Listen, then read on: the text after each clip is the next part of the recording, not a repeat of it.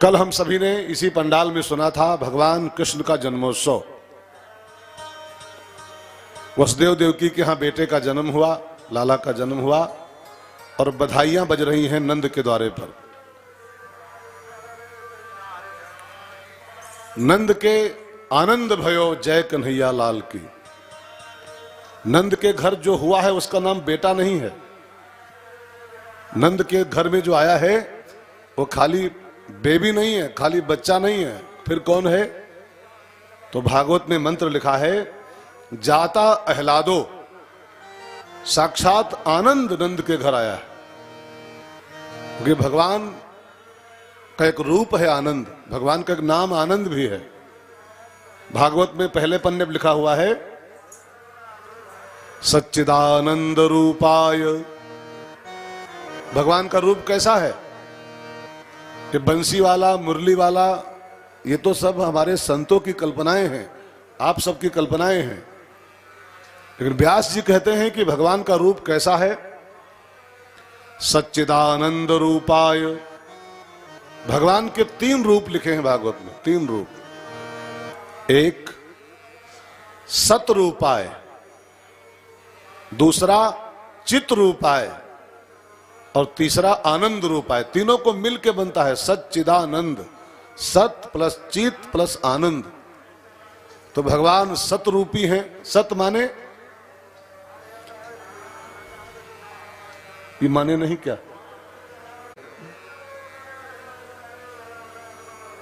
तो मेरे कहने का अभिप्राय भाई बहनों ये है, हमारे आपके जीवन में सब कुछ है। मकान 2-3 है, जमीनें 50 बीघा हैं, लेकिन कन्हैया नहीं है तो अभी तक आनंद नहीं आया। मैं आपको एक सच्चाई बताऊं, मैं 19 वर्षों से, 19 साल मुझे हो गए इस लाइन में आए हुए, और पूरे संसार का भ्रमण कर रहा हूं। भारत के कोने कोने में, विश्व के कई देशों में कथाएं होती हैं। आज तक मेरे पास एक भी भाई या बहन नहीं आया आज तक मिलने जो बोले कि महाराज जी सब खूब चकाचक कृपा ठाकुर जी की। जो भी मिलने आता है वो कुछ देर बैठता है, अब फिर वो शुरू हो जाता, महाराज जी ये प्रॉब्लम है, ये प्रॉब्लम है, ये समस्या है, ये आफत है, ये आफत है। बस सब आफत में ही जी रहे हैं। रामायण में एक चौपाई है, सकल जीव जग दीन दुखारी। इस संसार में एक भी जीव ऐसा नहीं है जो सुखी हो, सुखी हो, आनंद हो जिसके जीवन में। देखो, एसी होना अलग बात है, किसी के मकान में एसी लगी हो अलग बात है, और कहता घूमता हो कि हम तो एसी में सोते हैं, बहुत सुखी हैं। ये एक सुविधा का आभास, खाली सुख का आभास होता है। सुख तो अंदर की संपदा है, सुख तो कृष्ण है। जो आनंद सिंधु सुख राशि, सी करते ते लोग सुपासी, सो सुखधाम राम। वो कृष्ण ही सुख रूपी है, राम ही सुख है, और जब तक वो नहीं जीवन में आएगा सुख नहीं मिलने वाला है। मुझको लोग मिलने आते हैं, महाराज जी घर में सब सेट हैं, सोफा सेट है, टीवी सेट है, रेडियो सेट है, कंप्यूटर सेट है, शरबत सेट है, टी सेट है, लेकिन हम स्वयं अपसेट हैं। हमारे घरों में सब सेट हैं, हम अपसेट हैं। बच्चे भी सेट हैं, कईयों के बच्चे भी सेट हैं, कोई बीटेक है, एमटेक, कोई सर्विस कर रहा है, कोई कुछ कर रहा है, बच्चे भी सेट हैं, लेकिन इंसान स्वयं अपसेट है। कारण क्या है? जब तक वो नहीं आएगा आनंद नहीं है। नंद के घर वो आ गया तो आनंद आ गया, हमारे यहां भी नहीं आया है तो आनंद नहीं है। वो आए, वो गाना था एक पिक्चर में, आने से उसके आए बाहर। अब उस गाने का अर्थ हो महबूबा पर लगाओ खाली, वो जंगलों बगिया में, अलग बात है, लेकिन अर्थ तो बड़ा प्यारा इस गाने का है, आने से उसके। जब तक वो नहीं आएगा जीवन में, वो आए तो बसंत है, और वो जाए तो बस अंत है। बसंत के 2 अर्थ हैं, बसंत और बस अंत। बसंत और बस अंत। वो आए तो बसंत है और वो जाए तो बस अंत है। सो बहनों भाइयों, नंद के घर वो आ गया तो नंद के आनंद भयो। आपके यहां भी नहीं आया है तो अभी आप लोग आनंद में नहीं है। लेकिन अभी एक सवाल आता है, आज की कथा में इसी सवाल से शुरू करना चाहता हूं कि नंद के घर आ गया तो आनंद आ गया, हमारे घर वो कैसे आए, हमारे जीवन, घर माने जीवन, हमारे जीवन में कन्हैया कैसे आए। और मुझे लगता है कि इन पंडालों का उद्देश्य खाली कथा सुनना नहीं है, इन पंडालों का उद्देश्य है कि इनको सुन के नंद के घर वो आ गया तो हमारे घर कैसे आए, और हमारे घर वो आएगा तभी आनंद आएगा जीवन में। तो नंद बाबा के यहाँ आया है, हमारे यहाँ कैसे आए, इसके लिए भाई बहनों आज की कथा की शुरुआत बड़ी कीमती है, जरा ध्यान देकर उसको सुनिएगा। एक संत ने पूरी कथा का निचोड़ के एक तत्व निकाला कि 3 बातें जहां पर हों वहां कन्हैया आता है। आपके जीवन में 3 बातें आ जाएं तो आपके जीवन में कृष्ण अपने आप आ जाएगा, बुलाना नहीं पड़ेगा आपको। नंद जी बुलाए थे उसको क्या, यशोदा मैया तो सो रही थी, आ गया था। तो कन्हैया बिना बुलाए आता है, बस शर्त क्या है कि 3 बातें आपके जीवन में आ जाएं तो। अब जरा सा ध्यान देके सुनो। एक, वसुदेव जिसके जीवन में आ जाए। वसुदेव खाली व्यक्ति का नाम नहीं है, और मैंने आपसे इन 5-6 दिनों में खूब ये कहने की चेष्टा किया है, समझाने की चेष्टा किया है कि इन भागवत के और रामकथा के नामों को, स्थानों को खाली स्थूल रूप में नहीं सुनना है आपको। दशरथ जी, कौशल्या जी, रावण जी, अयोध्या जी, मथुरा जी, वसुदेव जी, देवकी जी, जब तक इनको आप संज्ञावाचक खाली मानते रहोगे कि ये वो कोई स्थान का नाम है, ये कोई व्यक्ति का नाम है, किसी नारी का नाम है, तब तक आप कथाओं के वास्तविक अर्थ को नहीं पकड़ पाओगे। इनको संज्ञावाचक से हटा करके जरा इनके तात्विक विवेचन पर चलना पड़ेगा हमको, आपको। तो जिसके जीवन में वसुदेव आ जाए, जिसके जीवन में देवकी आ जाए, और जिसका शरीर मथुरा जैसा हो जाए, 3 तत्व, वसुदेव, देवकी एंड मथुरा। बहुत ध्यान देकर सुनेगा। अब ये तीनों चीजें वास्तव में क्या हैं, थोड़ा सा बुद्धि के साथ सुनिएगा, दिमाग के साथ। रामायण में एक दोहा है बड़ा बढ़िया, गोस्वामी जी कहते हैं ना, श्रोता बक्ता ज्ञान निधि कथा राम के गूढ़। ये कथाएं बड़ी गूढ़ होती हैं, इनको कहने से अधिक सुनना कठिन होता है। इनको कहना फिर भी आसान है, सुनना कठिन है। देखिए 2 नाम लिखे, श्रोता बक्ता ज्ञान निधि। बक्ता को नंबर 2 पे रखा गया, श्रोता को एक स्थान दिया, पहला स्थान दिया गया। पहले श्रोता ज्ञानी होने चाहिए, तब वक्ता के ज्ञान को समझ पाएंगे। इसलिए बहुत बुद्धि के साथ, बहुत सावधानी के साथ इसको सुनेंगे हम लोग। तो वसुदेव माने क्या होता है, ये जी को छोड़ दो, जी हटा दो। वसुदेव एक तत्व है, वो जिसके जीवन में होगा वहां कृष्ण आएगा। देवकी एक तत्व है, वो जिसके जीवन में होगा वहां कृष्ण आएगा। और मथुरा भी एक तत्व का नाम है, वो जिसका जीवन बन पाएगा उसके यहाँ कृष्ण आ जाएगा, और कन्हैया आए तो आनंद आ जाए। तो आइए थोड़ा सा चिंतन करें। वसुदेव माने लिखा है भागवत में, सत्वम विशुद्धम वसुदेवम। बिल्कुल क्लियर अर्थ है ये, सत्वम विशुद्धम वसुदेवम। इंसान का शुद्ध मन ही वसुदेव है। सत्व माने मन, विशुद्धम माने शुद्ध। तो इंसान का सत्वम विशुद्धम वसुदेवम, हमारा आपका बिल्कुल शुद्ध पवित्र मन ही वसुदेव कहलाता है। ठीक है। देवकी माने क्या होता है, दिव्य बुद्धि का नाम है देवकी। जिस बुद्धि के 6 विकार खत्म हो गए हों, कल आप सुन रहे थे देवकी के 6 विकार। देवकी माने बुद्धि। अब विकार युक्त बुद्धि देवकी नहीं है, उसको भगवान नहीं मिलेंगे। बुद्धि के विकार सब खत्म हो जाएं, बुद्धि निर्विकार हो जाए गुरु कृपा से, तब इसमें भगवान का प्रवेश होता है। तो दिव्य बुद्धि देवकी। ठीक है। और पवित्र देह का नाम होता है मथुरा। मथुरा माने मथुरा जी नहीं कि मथुरा जी के पेड़ है, मथुरा जी की जमुना है।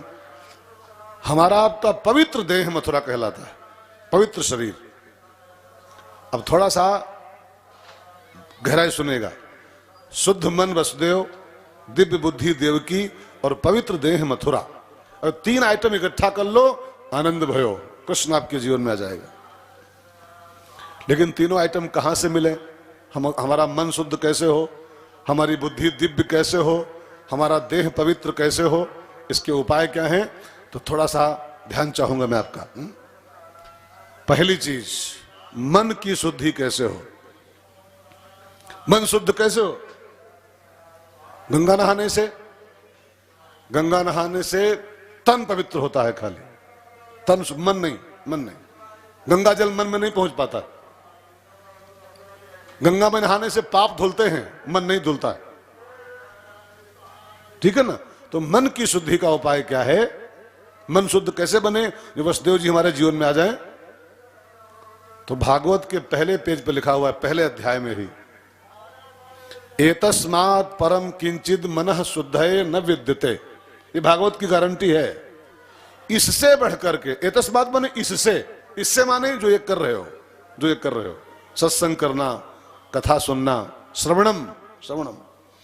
भागवत में लिखा है एतस्मात्, इससे बढ़कर के, मनः शुद्धये न विद्यते, इससे बढ़कर के मन की शुद्धि का कोई उपाय विद्यमान नहीं संसार में। तो मन की शुद्धि का उपाय क्या है? सत्संग, ठीक है, सत्संग। और बुद्धि की दिव्यता का उपाय भी सत्संग ही है। जब नारद जैसे संत का संग करोगे, नारद जी की कृपा पर होगी, तब आपकी बुद्धि के जो 6 बच्चे हैं, वो 6 विकार, उनको नारद जी खत्म कराएंगे, तो बुद्धि आपकी दिव्य हो जाएगी। तो बुद्धि की दिव्यता का उपाय भी सत्संग ही है। मतलब मन की शुद्धि का उपाय सत्संग, और बुद्धि की दिव्यता का उपाय भी सत्संग। सत्संग करो तो वसुदेव देवकी आपके जीवन में आ जाएंगे। इसलिए हमारे संतों ने कहा है कि भगवान को पाना है तो सत्संग करो पहले। हा? राम जी से मिलने का, राम माने श्याम, राम श्याम दोनों एक ही चीज का नाम। राम जी से मिलने का सत्संग ही बहाना है, राम जी से मिलने का सत्संग ही बहाना है। चलो सत्संग में चले, चलो सत्संग में चले, हमें हरि गुण गाना है। चलो सत्संग में चले, हमें हरि गुण गाना है। राम जी से मिलने का सत्संग ही बहाना है, राम जी से मिलने का सत्संग ही बहाना है। सत्संग में आ जाओ, संतो ढींग बैठ जाओ, हो सत्संग में आ जाओ, संतों ढींग बैठ जाओ। संतों के हृदय में, संतों के हृदय में प्रभु राम का ठिकाना है। संतों के हृदय में प्रभु राम का ठिकाना है। प्यारे राम जी से मिलने का सत्संग ही बहाना है, राम जी से मिलने का, प्यारे राम जी से मिलने का, ओ राम जी से मिलने का। सत्संग एक बुहारी का नाम होता है, बुहारी, ध्यान देकर सुनेगा। और जो बुहारी नहीं मारता है उसके यहाँ बिहारी नहीं आता है।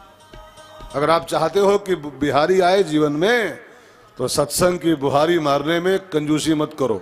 सबरी के यहाँ बिहारी क्यों आया था मालूम? सबरी के यहाँ जो बिहारी जी आए थे, वो तो बिहारी, वो किस बेस पे आए थे?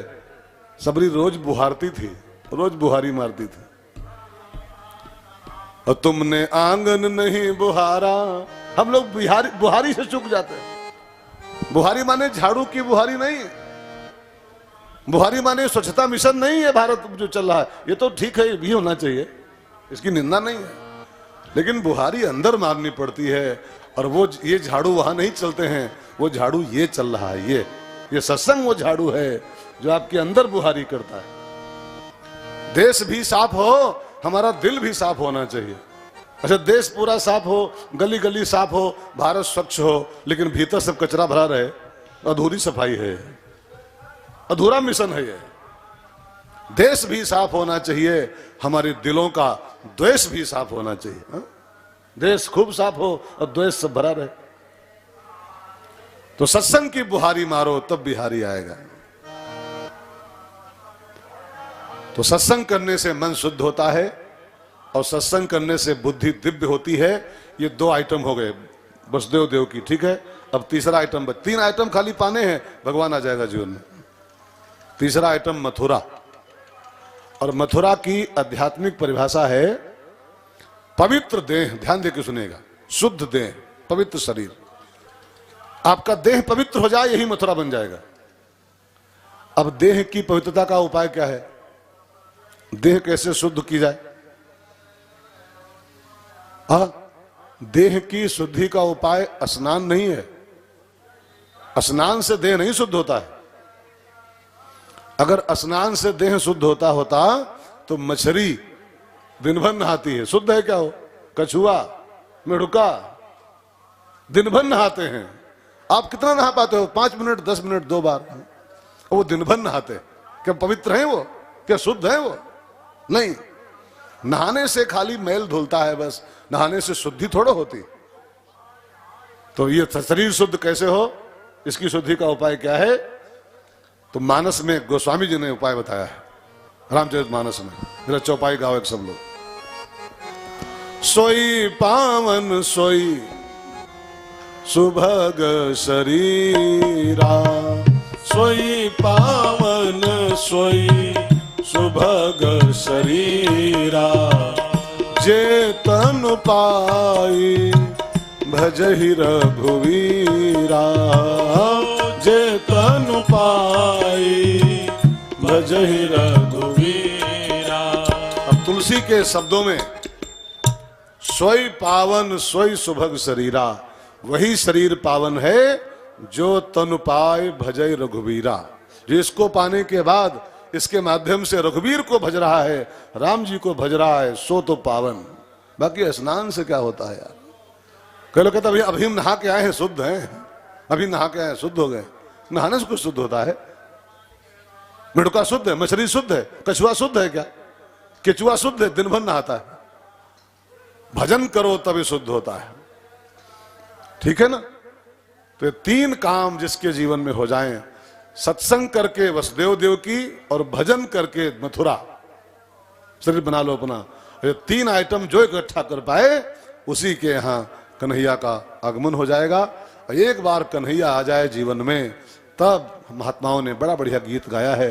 नंद के आनंद भयो जय कन्हैया लाल की, नंद के आनंद भयो जय कन्हैया लाल की, नंद के आनंद भयो जय। हरण भी खोलो पीछे वाले। नंद के आनंद भयो जय कन्हैया लाल की, जय कन्हैया लाल की, जय ब्रज गोपाल की, जय कन्हैया लाल की, जय ब्रज गोपाल की, जय कन्हैया लाल की, जय ब्रज गोपाल की, जय कन्हैया लाल की, जय ब्रज गोपाल की।